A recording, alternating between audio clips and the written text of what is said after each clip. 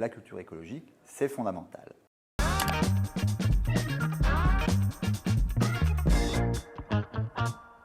Bonjour, je suis Pierre Charbonnier, je suis philosophe, je suis chercheur au CNRS et professeur à Sciences Po depuis 2020. Depuis 2022, je suis en charge d'un cours qui s'appelle Culture écologique, qui s'inscrit dans le programme de première année de Sciences Po. Et ce cours est très important parce que la culture écologique, c'est fondamental. Ce cours, c'est d'abord une innovation pédagogique très importante qui vient s'intégrer aux savoirs fondamentaux dispensés en première année dans l'établissement. C'est un cours que nous donnons sur les 7 campus de Sciences Po, dans 2 langues, qui comptent 9 professeurs. Et ce cours a été préparé par une équipe enseignante. Moi, je donne ce cours sur le campus de Paris, mais nous sommes plusieurs et nous avons préparé, réfléchi à ce cours ensemble au sein d'une communauté d'enseignants spécialistes des enjeux environnementaux, écologiques, climatiques. C'est donc un cours que nous dispensons à 1700, à peu près 1700 élèves chaque année. C'est un grand défi qui nécessite beaucoup d'organisation, mais qui pour ça aussi est intéressant. C'est un cours qui vient répondre d'abord à une demande qui a été depuis assez longtemps formulée par les étudiants. Nos étudiants sont confrontés à énormément d'informations, de désinformations, beaucoup de discours contradictoires sur les enjeux écologiques. Ce sont des questions qui très souvent ont été considérées comme relevant d'une cause morale plutôt que d'un savoir nécessaire. Et l'une des opérations de ce cours consiste à dire justement, ça n'est pas une cause, ça n'est pas un enjeu purement idéologique, ce sont des savoirs scientifiques, des savoirs de sciences sociales. Ces savoirs sont absolument fondamentaux pour que nos étudiants deviennent des citoyens critiques, engagés, capables de déchiffrer les débats contemporains autour de la crise climatique, de la transition, des controverses que tout cela engendre. Nous avons décidé, il y a quelques années déjà, d'inscrire ce cours comme l'un des cours fondamentaux obligatoires dans le parcours des étudiants de Sciences Po en première année. Pour les étudiants, ce cours est très souvent leur première approche, leur première familiarisation avec une approche interdisciplinaire de sciences sociales. C'est-à-dire que dans un même cours, dans un même semestre, ils entendront parler d'histoire, de sociologie, d'économie, de relations internationales, de droit. Toutes ces disciplines, tous ces savoirs, toutes ces recherches, parce que c'est un cours qui est très étroitement lié à notre activité de recherche, nous les professeurs, viennent s'intégrer, viennent s'articuler autour d'un enjeu commun, qui est la crise environnementale, la crise climatique. Donc, c'est d'abord un cours de sciences sociales qui met la barre assez haut, c'est un cours exigeant, mais c'est un cours aussi qui a pour vocation de faire de nos étudiants des citoyens émancipés, cultivés, capables de prendre leurs repères dans des débats qui très souvent sont soumis à une très très grande confusion.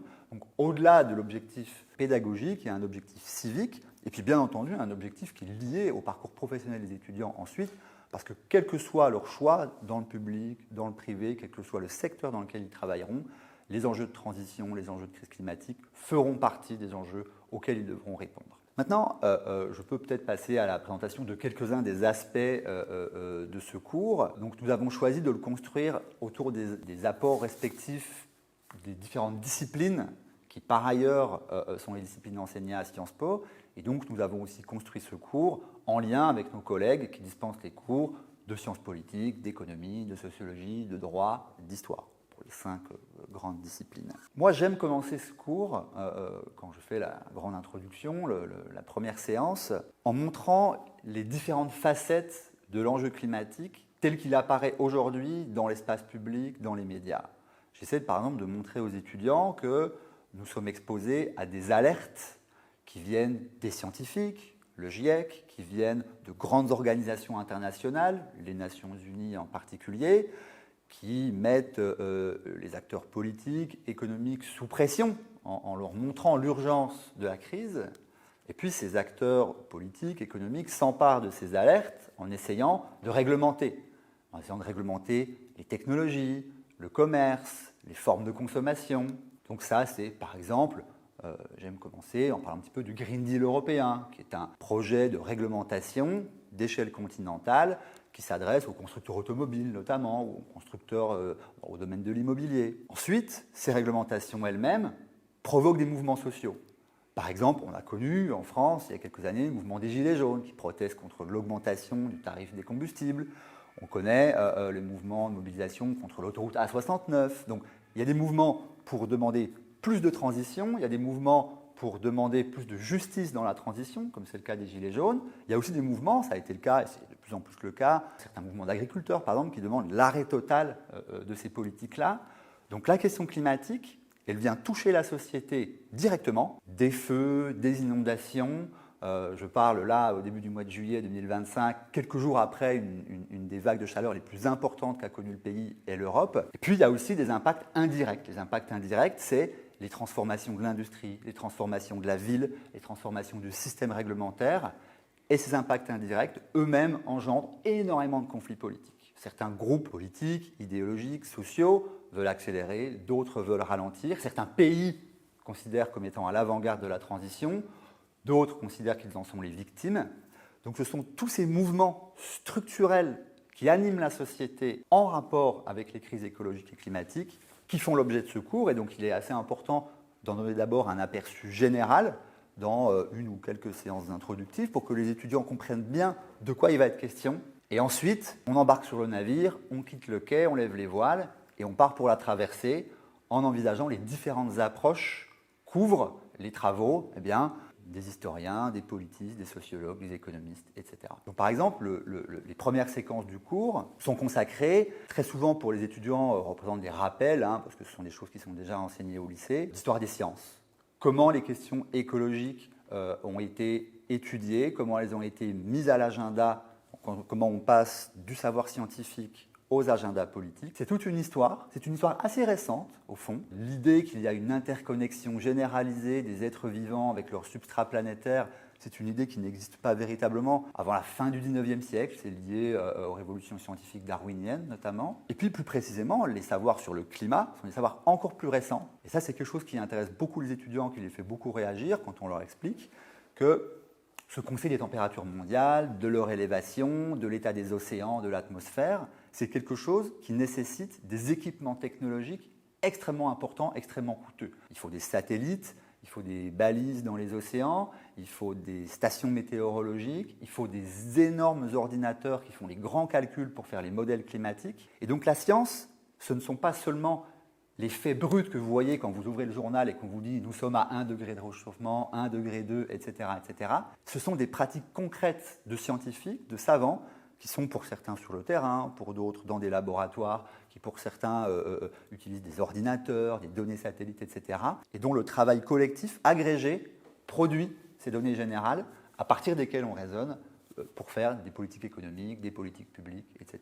Il y a d'abord une familiarisation nécessaire à la question des rapports entre les sciences et la vie politique, qui nous occupe beaucoup parce que c'est la spécificité de la question écologique au regard des autres enjeux sociaux. Si on parle, je sais pas, des enjeux de genre, d'inégalité, etc., que ces questions-là impliquent l'activité scientifique, disons des sciences naturelles. Donc ça, c'est un ensemble de savoirs qui est très important à développer. Ensuite, en général, dans le cours, nous basculons vers une séquence qui est plus relative à l'histoire, que d'ailleurs nous avons évidemment préparée avec des collègues historiens et historiennes, parce qu'il est très important de savoir d'où vient ce rapport si singulier que nous entretenons avec la nature, qu'on peut appeler parfois un rapport productiviste ou dominé par la technologie. En tout cas, il y a tout un débat autour de ça.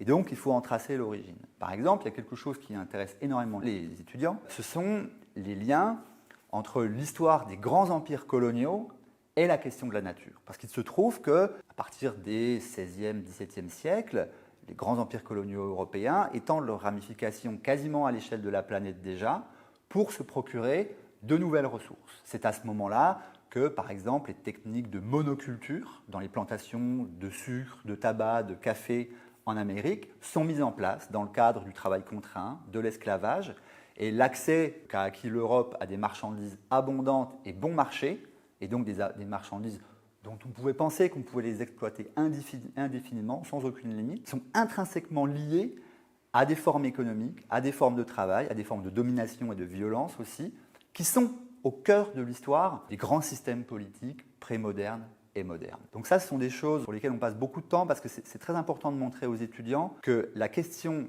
des relations sociales et politiques à la nature existe avant que n'émerge la question environnementale telle qu'on la connaît aujourd'hui et qui a émergé plutôt dans le dernier quart du XXe siècle. Il y a une histoire longue de ces problèmes-là. D'autres questions, par exemple, qui intéressent beaucoup les étudiants, c'est la façon dont s'est intégrer à la vie quotidienne d'abord de l'Europe le processus d'industrialisation. Il y a de très importants travaux d'histoire qui montrent que dès le 19e siècle, les experts connaissaient les risques sanitaires, les risques environnementaux engendrés notamment par exemple par le développement de la chimie, la production de peintures, de solvants, de choses comme ça.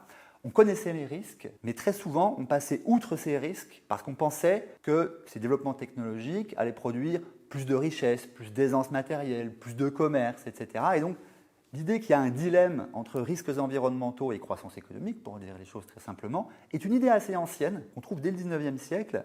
Et ça aussi, c'est quelque chose qui intéresse beaucoup les étudiants pour connaître l'histoire profonde, l'histoire longue, des rapports entre nature et société et des conflits sociaux qu'engendrent ces rapports. Donc ça, c'est tout le bloc d'histoire auquel on intègre bien sûr aussi l'histoire des mouvements environnementalistes, des mouvements écologistes eux-mêmes. Il est très important aussi que les étudiants comprennent d'où viennent ces mouvements, qui en ont été les principaux acteurs, quelles en ont été les principales étapes. Et il est important aussi qu'ils comprennent que parmi ces mouvements, dans ce processus de genèse de la conscience environnementale, eh bien, il y a des choses qui sont difficiles à entendre aujourd'hui. Par exemple, de très nombreux promoteurs de la cause écologique ont été aussi des penseurs qui peuvent être parfois racistes, parfois sexistes, parfois liés eux-mêmes aux empires coloniaux. Et donc, ce n'est pas une histoire où tout est blanc ou tout est noir, c'est une histoire extrêmement complexe, extrêmement contrastée, avec de très nombreuses ruptures. Donc c'est ça aussi, faire des sciences sociales à Sciences Po, hein, c'est appréhender toutes ces questions-là dans leur complexité, dans leurs nuances. Une fois que ce cadre historique est posé, généralement, c'est le moment de discuter sous un angle économique. Nous avons beaucoup travaillé avec nos collègues économistes, en particulier Lucas Chancel, qui fait partie de l'équipe de ce cours. Et donc, c'est le moment d'étudier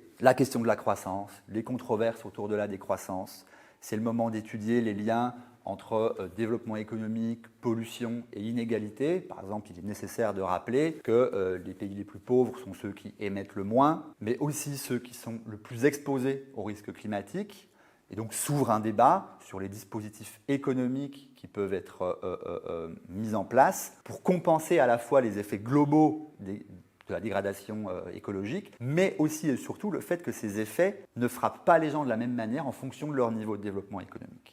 Donc il y a des débats sur le développement économique, sur la dette, sur les inégalités. Nous avons travaillé en collaboration avec nos collègues du département d'économie pour que les étudiants voient les résonances entre le cours de culture écologique et leur cours d'économie qu'ils ont soit au premier, soit au second semestre de la même première année. Donc ça, c'est un très très grand bloc qui est très important pour les étudiants de comprendre. Le grand bloc central qui fait l'objet de 2-3 séances, c'est un bloc consacré, on peut dire, aux enjeux socio-économiques, disons sociologiques, politiques, liés à l'environnement et au climat, les grandes réglementations mises en œuvre par l'État, par les régions, par l'Union européenne, les mouvements sociaux qui composent les partis écologistes en France, en Europe, comment fonctionnent les ONG, comment fonctionnent les mouvements sociaux critiques, quelles sont les formes de mobilisation qu'ils emploient, dans quelles conditions ces formes de mobilisation réussissent ou échouent. C'est un débat qui intéresse beaucoup les étudiants, de savoir si, par exemple, il faut adopter des stratégies plutôt radicales ou des stratégies plutôt mesurées, plutôt prudentes. Donc nous, en tant qu'enseignants, notre rôle n'est pas du tout de leur dire « voilà ce qui est bien, voilà ce qui n'est pas bien ». C'est d'utiliser la littérature sociologique, la littérature de sciences politiques sur ces mouvements pour leur montrer ce qu'on en sait, qui compose ces mouvements, quelles sont leurs stratégies, dans quelles conditions ils peuvent marcher, aussi qu'est-ce qu'on appelle un succès, qu'est-ce qu'on appelle un échec.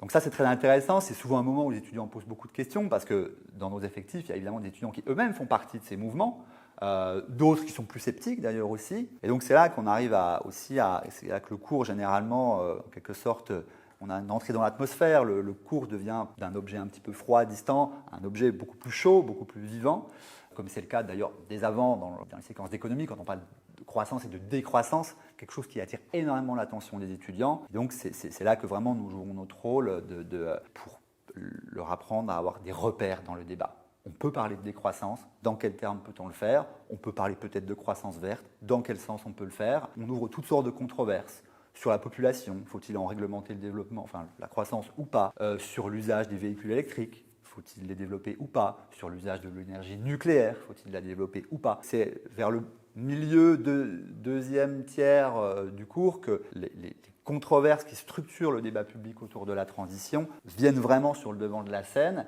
Et c'est là que nous, notre travail consiste à donner les repères, les notions, les chiffres, les données, les options en termes de valeur aussi, et donc contribuer à structurer. Et puis la dernière grande séquence du cours, qui vraiment est absolument fondamentale, c'est la séquence liée aux enjeux internationaux. Très souvent, les étudiants connaissent déjà assez bien, les étudiants savent ce qu'est le GIEC, les étudiants savent ce que sont les COP, mais ils ne savent pas nécessairement d'où viennent ces institutions, pourquoi elles ont été créées, quels objectifs, quelles missions on leur a donné. Donc il faut redonner du cadre, redonner des références là-dessus. Et puis les étudiants, surtout ceux de la génération d'aujourd'hui, ont aussi énormément entendu parler de conflits internationaux pour les ressources, de nouvelles technologies de transition.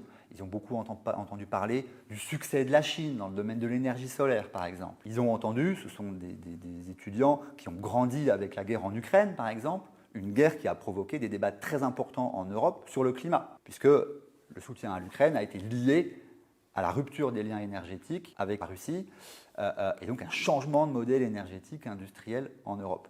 Toutes ces questions-là, ils les voient, ils y sont exposés, mais elles leur apparaissent souvent de manière extrêmement confuse, extrêmement complexe. Donc là aussi, on donne des repères, on donne des cadres, on donne des chiffres, on leur fait lire des textes de loi, des interventions politiques, on leur permet de comprendre quels sont les développements technologiques qui changent la donne sur la scène géopolitique mondiale. Nous parlons aussi bien entendu de l'enjeu essentiel que celui des migrations provoquées par le changement climatique. Donc voilà, à l'échelle globale, il y a toute une galaxie de questions qu'on ne peut pas laisser comme ça sur la table sans les étudier sérieusement. Et c'est généralement avec ce genre de questions que s'achève le cours. Donc c'est un cours de sciences sociales, préparé par des enseignants, chercheurs, spécialistes de ces questions. C'est un cours qui, d'abord, a une valeur, on peut dire, pédagogique générale. Les étudiants entendent parler de toutes sortes de disciplines, de toutes sortes de références. On les fait lire, on les familiarise avec les produits de la recherche contemporaine sur ces questions-là. Et puis c'est un cours qui vise à former en fait tout simplement des citoyens capables d'exercer l'usage public de la raison sur une question qui très souvent fait l'objet de désinformation, de problèmes de ce type-là. Et puis bien entendu, c'est un cours, troisième point essentiel, qui leur est d'une grande utilité pour aborder tous les autres cours qu'ils auront durant leur scolarité, et puis bien entendu pour faire face aux défis qu'ils rencontreront ensuite dans leur vie professionnelle. Sciences Po.